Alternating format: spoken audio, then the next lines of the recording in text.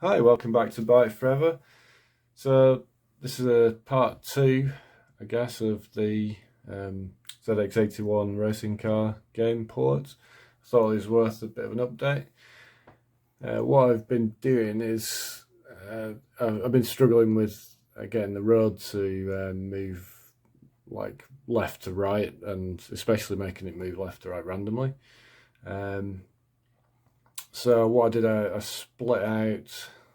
Just zoom in on this so it's easy to see for you. I split a lot of the code out just into like a test harness. So this is the sort of the original, or this is what I was working on before in the main racing game. I split that out into test harness just so I could concentrate on different bits. It took quite a while. I've rewritten the way that it moves the road left to right. Just couldn't get that working the way it was.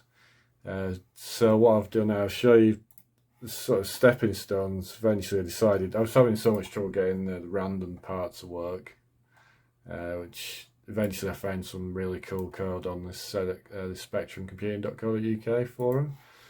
I just dropped that in and pretty much worked straight away after that. So what I was doing up to that point was using keyboard inputs, move the road left and right, which is kind of counterintuitive to the way the game should work, because obviously you're moving the car left to right. So I just run this. This is from keyboard input.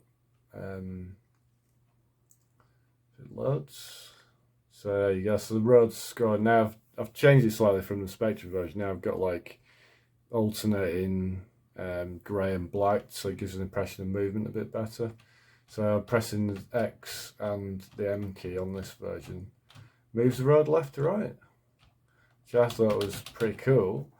And also I've got checks at the edge, so keep pressing X at the left, it's got a hard stop, it won't crash. I think I'd tried that originally, going off the edge and then causing memory overwrites. So the latest version, this runs using the random code, so no keyboard input, the road moves left to right, which I thought was actually, for a while, I wouldn't say it's the best thing I've ever seen, but because of the difficulty in getting this working, it just felt like the best thing that I'd done so far. So all that's left to do on this, there is a bit of a bias to the right hand side actually. It's kind of gone that way and then it's not really using the full screen, so there might be a bit of a tweak to that random number generator still required, but the main thing now would be to get the car back in, so you've actually got to steer it, and then obviously then there's collision detection. Anyway, I thought you might appreciate this update, and just a quick video on that. So stand by again for part 3. Bye for now.